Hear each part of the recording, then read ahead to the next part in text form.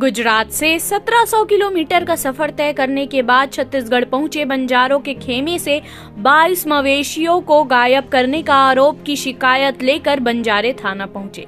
मामला छत्तीसगढ़ के कांकेर जिले का है, जहां गोल्डाहुर थाना क्षेत्र के अंतर्गत पीवी 19 निवासी देबू ने बंजारों के 22 मवेशियों को गायब करने के नाम पर शिकायत की गई, जिस पर शिकायतकर्ता शंकर द्वारा बताया गया कि जानबूझकर जहर देकर मवेशियों को मारा गया, जिसमें 2 बकरी मिली है, जिसका पोस्टमार्टम किया गया, अन्य हमें नहीं मिला। जिसके बाद गोल्डाहुर थाने में शिकायत की गई, पर अब तक कोई कार्रवाई नहीं किया गया।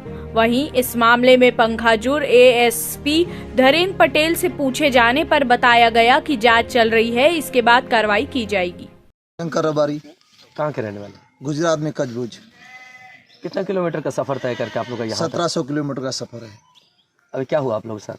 अभी हमारा तो ये नुकसान ही हो गया। कुछ बकरी लोगों ने मार दिए यूरिया डीओपी डाल के, और कुछ बकरी काट दिए, कुछ जानवर गायब कर दिए। उसमें सिर्फ 2 बकरी जानवर की डेड बॉडी मिली है। लगभग कितना गायब है? गायब 22 जानवर है।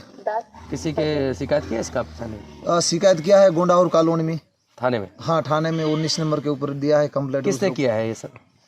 वो लोगों ने अभी 19 नंबर वाले ने किया है। उसका नाम देबू है, उसके ऊपर शक है।